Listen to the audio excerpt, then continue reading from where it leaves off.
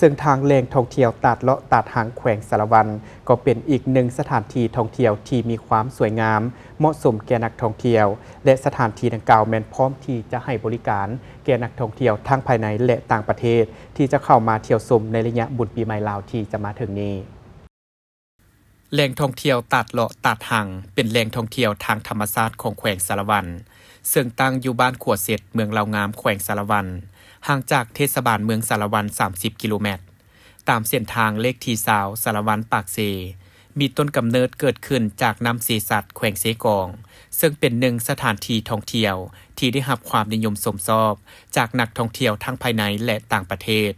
โดยเฉพาะเนื่องในโอกาสวันสำคัญต่างๆของพรรคของชาติหรือในเทศกาลบุญปีใหม่ลาวในทุกๆปีแม้นมีนักท่องเที่ยวจำนวนหลวงหลาย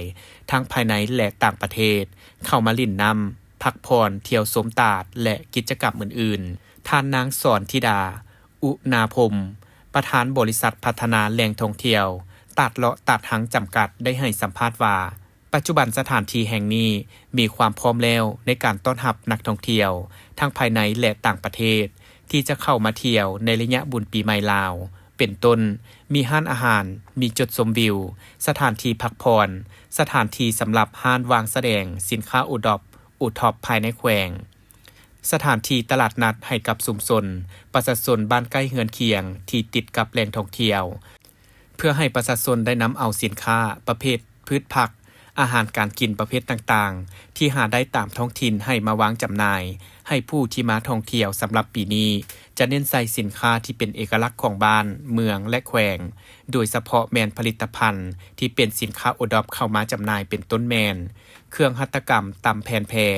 จักสานเครื่องทีละนึกเส้นผ้ากระตูของบ้าน